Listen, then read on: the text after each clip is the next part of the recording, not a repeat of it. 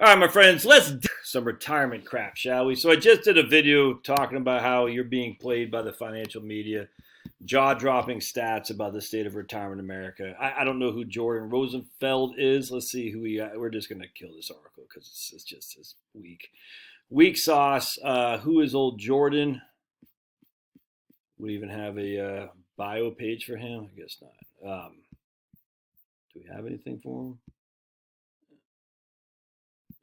Let's see. Do we have anything on this guy? Nothing. All right. So let's see here.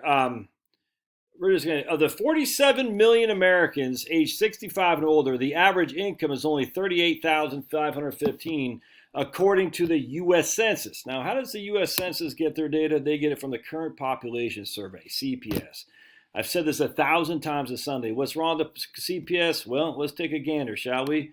We'll go directly to the horse's mouth. Oh, what's this from the Social Security Administration? The ORES, I have no idea what that stands for. Office of Retirement Education Services, I don't know.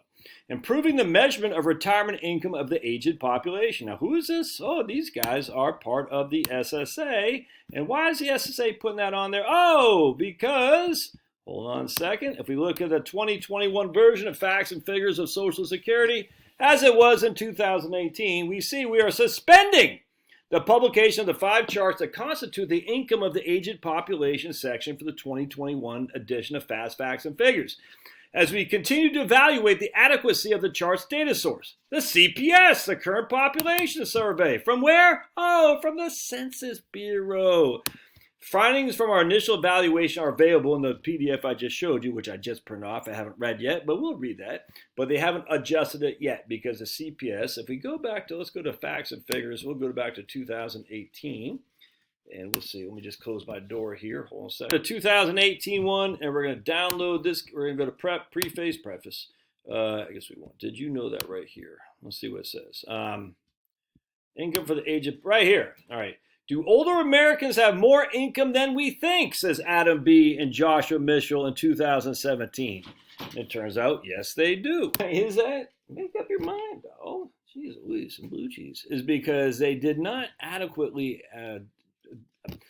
find out how much people were taking from IRA accounts and 401k accounts. They didn't. Because if you looked at the actual question, you're like, that's confusing as all could be. Man, I've been talking about this for probably almost 10 years now. And it's great to see the SSA pick it up. And they picked up in 2017 to their credit against all, I had a hat on, so I got hat head. Anyway, so this is fantastic. They haven't changed it yet. So let's even go back to 2000. And of course, my man Josh here doesn't know this because he's either a bot or I don't know what's going on. Let's go to income of the aged population. Let's see what they say. Oh, they're going to say they have average median income of aged units by marital status in 2014 dollars. I can't tell. It's 54,000 for married, 19,000 for non-married. I guess if you divide those, you're going to get an average. Let's see here. This is again 2017. I can't tell. But anyway, so that's how they're coming up with this number right here. The CPS is the Census Bureau, Current Population Survey. Okay. And their average net worth is $170,000. Of course, these are people 65 and older. That's not so bad, man. Your average, because Social Security is not part of your net worth. Pension is not part of the net worth. All right. So income is not part of net worth. That goes on the income statement. Net worth is your balance sheet. It says your assets minus your liabilities. That's your net worth. So to be the average net worth of 65 or older being 170, that's not so bad. In fact, we already talked about yesterday when we did the debunking of Larry Kotlikoff's article, which is no way he had written. It said the median net worth was 144. That was the median, but it wasn't net worth. It was the median retirement accounts, 144. So that was fake too, because net worth is assets minus liabilities.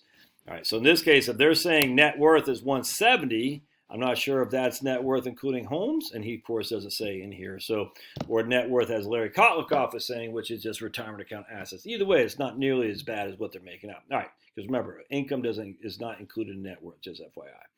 Let's see. This right here is stupid too. Oh wait, right here right down. Average life expectancy is not a good way to plan for how much money you'll need because many Americans live longer than 78.7 years. I agree with that.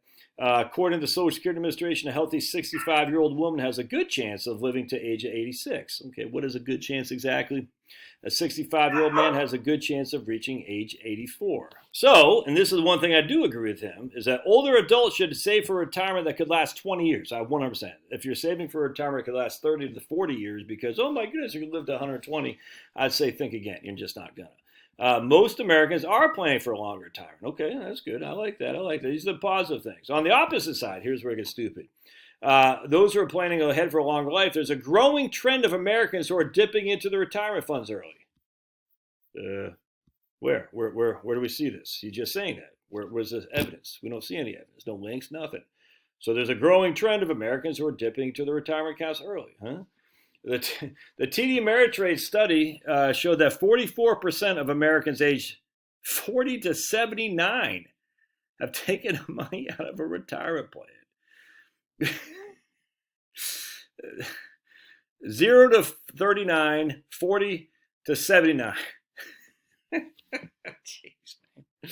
That's a wide range of ages, 40 to 79. All right. So 44% of Americans between the age of 40 and 79 have taken money for a retirement plan. Okay, hey, there's no evidence of this citing. I guess maybe if you looked at the TD Ameritrade account, I don't know. But it's so stupid. But then B, okay, so remember, 44% of people between 40 and 79 have taken money out of their retirement accounts. Well, if you're 72, you have to take money out of your retirement accounts first and foremost. 46% of people ages 40 to 49 have done so. Okay, we don't know how much they've taken out. Either way, that's less than half of ages 40 to 49. And actually, that's actually more than the average 44%. So more people 40 to 49 have than the whole population as a whole for the entirety of the age from 40 to 79. But 53% of people aged 70 to 79. So what we have two different 20-year age groups, 40 to 49 and 70 to 79.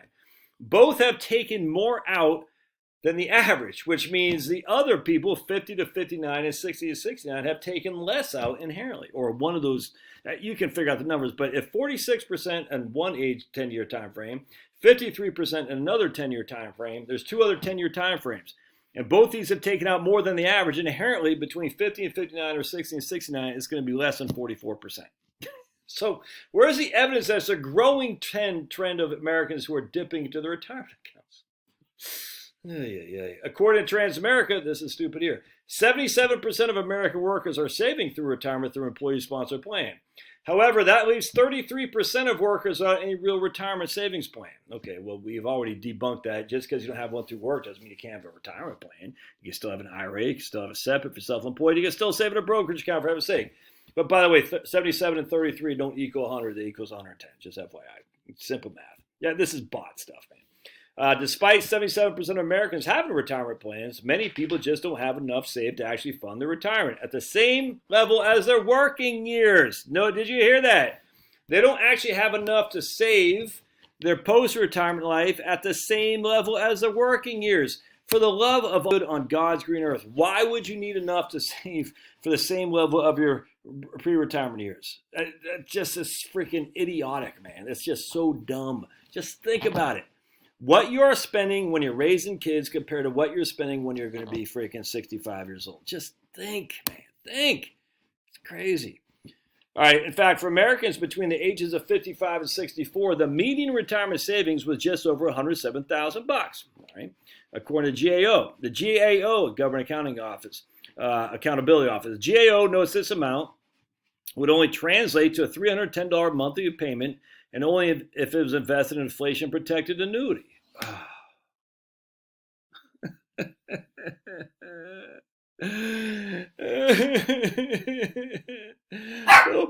So in that case, if we had $1 million, we'd only get $3,100 from this account if it was invested in an inflation-protected annuity. Why would you do that?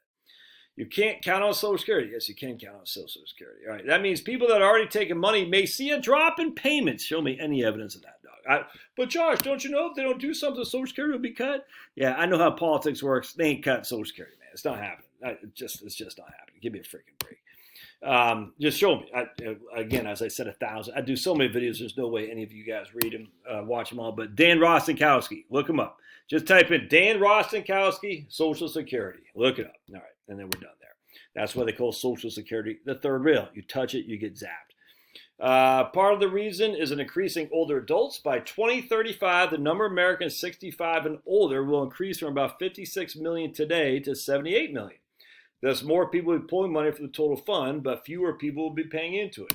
Well, that's not necessarily true either, because the generation behind me, so you got the baby boom, the baby bust, and then I think it's a millennial. They're just as big as a baby boomer. So I don't know if I agree with all that 100%, but frankly, it's irrelevant. They're going to raise Social Security payroll taxes. Well, they should. I mean, I completely agree.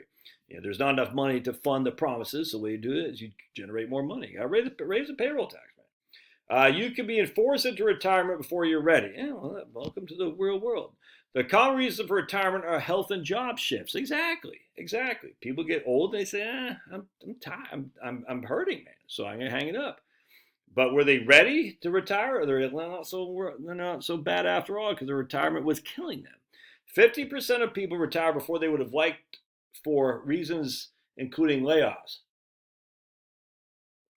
caregiving responsibilities, and unexpected changes in their financial and health issues.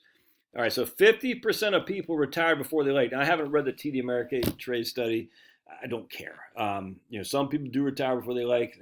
That in of itself doesn't mean that just because you're retiring before you're ready, you run out of money. That doesn't. It's silly to say, well, because you retire before you're ready, you weren't ready to retire. You see how that works?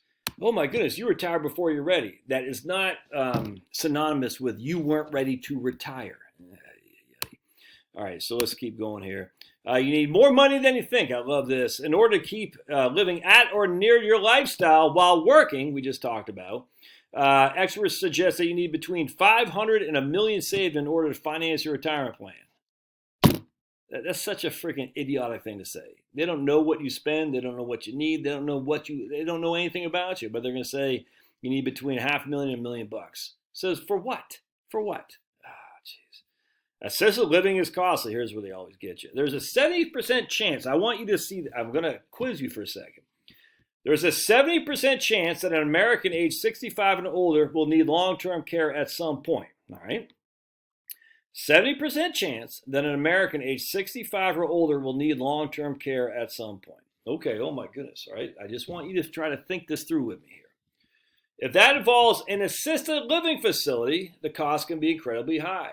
Medicare will not cover them. The median cost per month for an assisted living is $4,000 a month.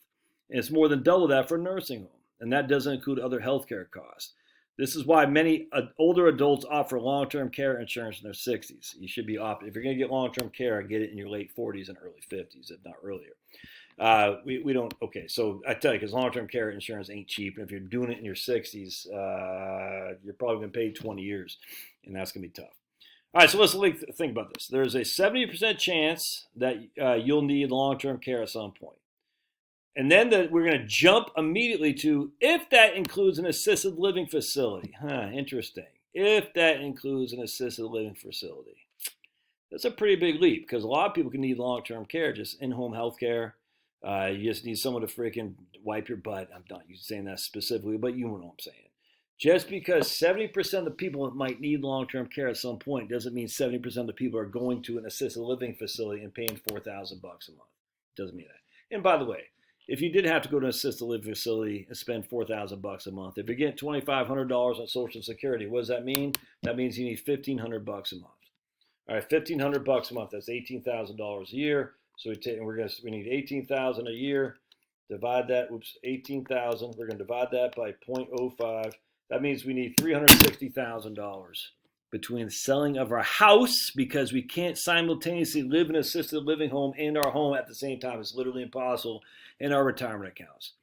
All right, and that's 5%. So let's just say you need $18,000 a year. You got $200,000. So even selling your house, the $18,000 a year without adjusting for inflation, I grant you will last for about 10 years if you adjust for inflation.